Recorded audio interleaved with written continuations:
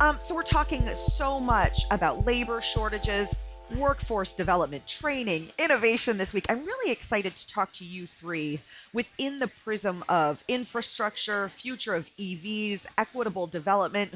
Carla, I want to start with you. Do we have the proper workforce in Michigan right now for these jobs of the future that we've been talking about this week?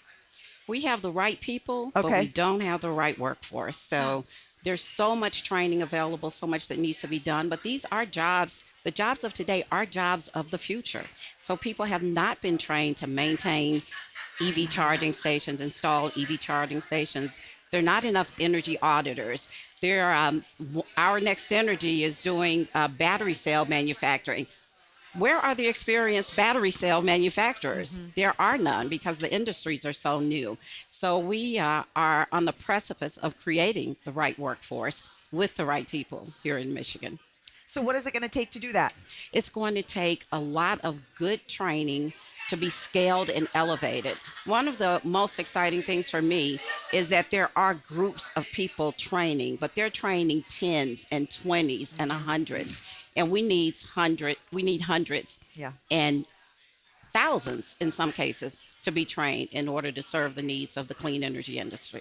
Lisa, you testified at a House committee 2 years ago about labor shortages. Yeah. 2 years ago. 2 Yeah. years later, is Yeah. the message the same? Pretty much. Okay. Pretty much the same. And so we're still working with it, working through it, the best we can.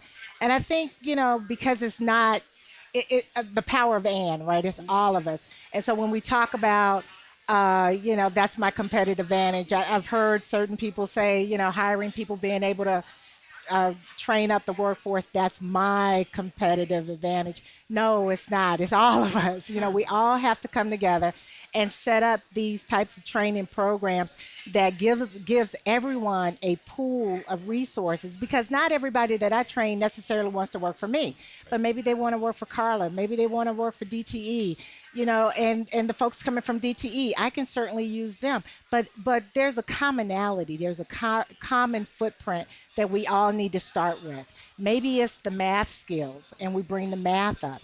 We're talking about technology. What does technology really look like? When we talk about it, everybody talks about software coding. It's not just software coding. We have technology in everything that we touch. When I look at the automobile, I look at it like an iPhone. It is what Steve Jobs said. I didn't create the phone, right?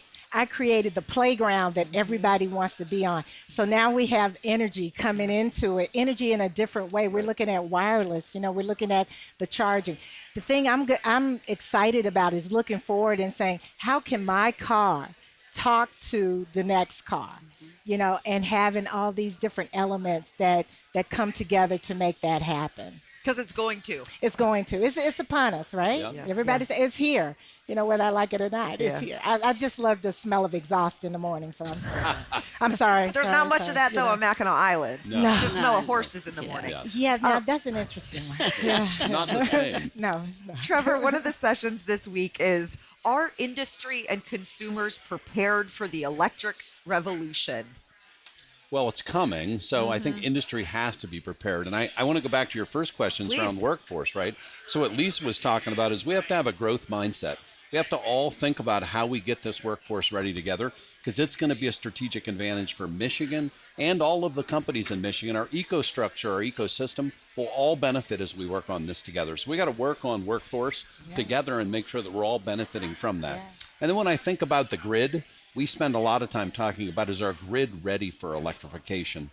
The good thing is it's not all coming at once. And what we see is the majority of people that are charging their cars today, 82% in our service territory, do it in their own homes. But then it goes into, well, how do you make sure that charging and electric vehicle electrification is equitable across the whole service territory? I think that's where we need to work with partners like these two to make sure that, how do you put charging into the low-income communities or the rental communities to make sure that they also have access to electric vehicles? Well, and this goes to this question about, is it equitable? right? Is this electric future equitable? So, what kind of work needs to be done? You're talking about it and thinking about it. Yeah. What are those next steps? So at DTE, we will file what we call a transportation electrification plan, and we're doing a lot of stakeholder analysis with everybody right now, trying to figure out what's the right place for DTE to play in that. Look, for people that want to install chargers, if you install private chargers in somebody's home, well, there's a market for that, and there's a reason companies do that because they see profit in doing that. There's other segments of that market, installing chargers in the public areas for people to charge, low income areas, rental areas. Right now, that's not a profitable market. So what we're trying to figure out at DTE is where should we play, where should we partner, Right. and what's that look like for the whole ecosystem so we move vehicle charging forward. Carla, I know DTE and Walker Miller have opened an academy to train Detroiters to do home energy upgrades. Tell me about this work and what that looks like in the city. It's some of the most important work to facilitate the electrification, the clean energy economy. An energy audit really is a roadmap, and it helps people understand what to do to make their homes and buildings more efficient. And right now, we spend a lot of money doing the wrong thing.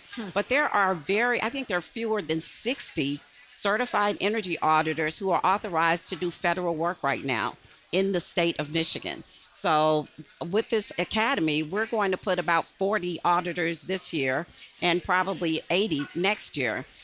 And we are hiring them, training them from Detroit.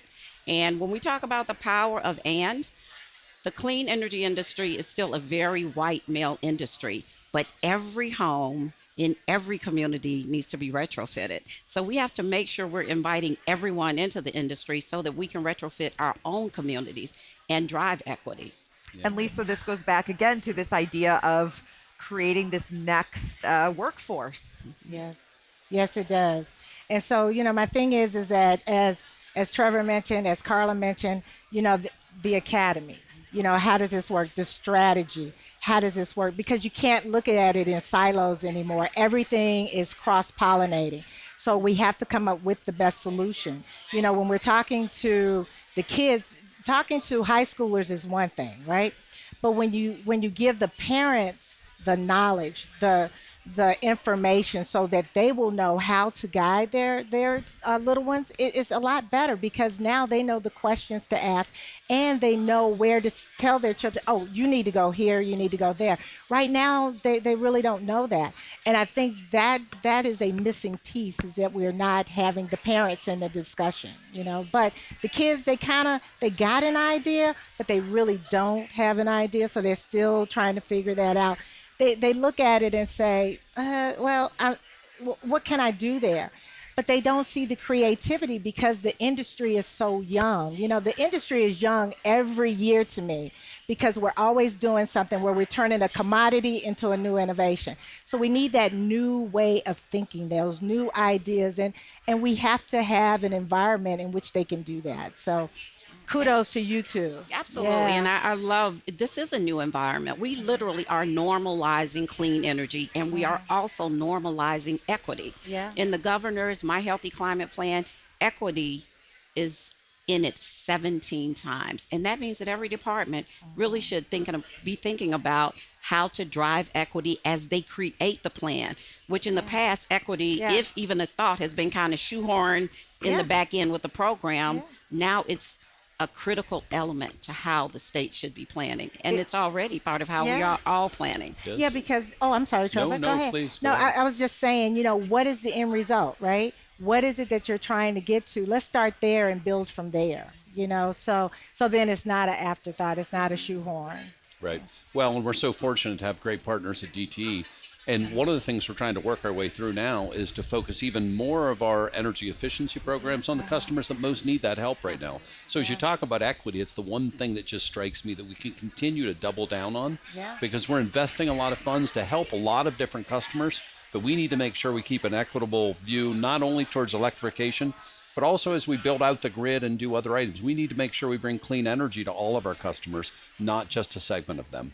So we are up here at this conference, more than 1,000 folks who are in it right now over these 3 days and talking about it and excited and discussing it. But who are the stakeholders that need to be at the table the 362 days of the rest of the year when this isn't super top of mind? And are those folks talking to each other as we all head back down 75 South?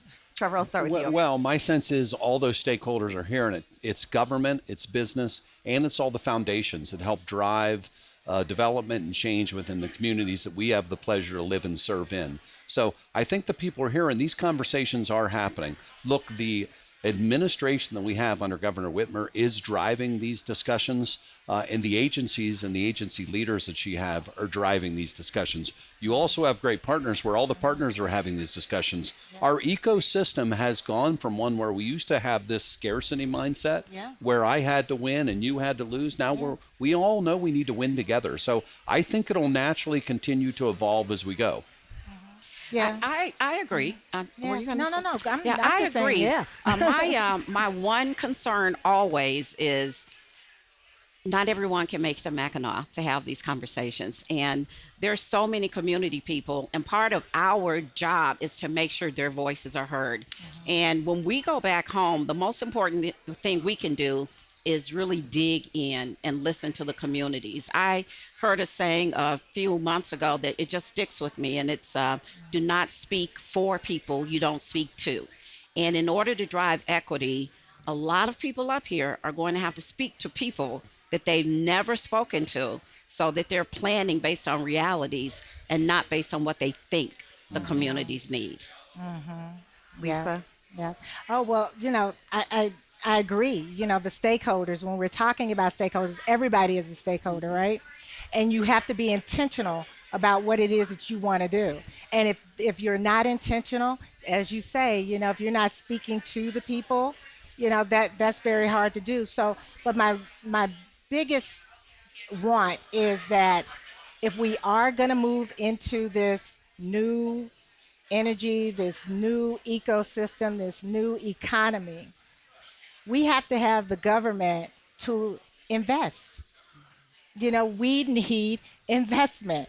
You could sit back and say, okay, private industry is going to make this happen, but it doesn't happen without the government partnering with the private sector to make it a go. So we have to execute. We could talk all day long and we could feel good, because we all feel good when we're here. Then we get home and about a week later, we're like, what? I forgot, because we get into the daily grind. But we have to execute on these things that we all agree to. And it's not just one leader, it's all of us leading. We all have to come to the table. I should be able to call Trevor and just say, hey, you remember what you said on that? Okay, well, I'm going to call you up. I want to expand that a little bit more. So I think that's key for us to do. So. Well, I look forward to hearing next year about those conversations. Again, the 362 days of the year when everybody is not up here. Trevor, Lisa, Carla, thank you so much for the time and the work that you're all doing. Thank you. Watch One Detroit, Thursday at 7:30 p.m. You can find more at onedetroitpbs.org or subscribe to our social media channels and sign up for our One Detroit newsletter.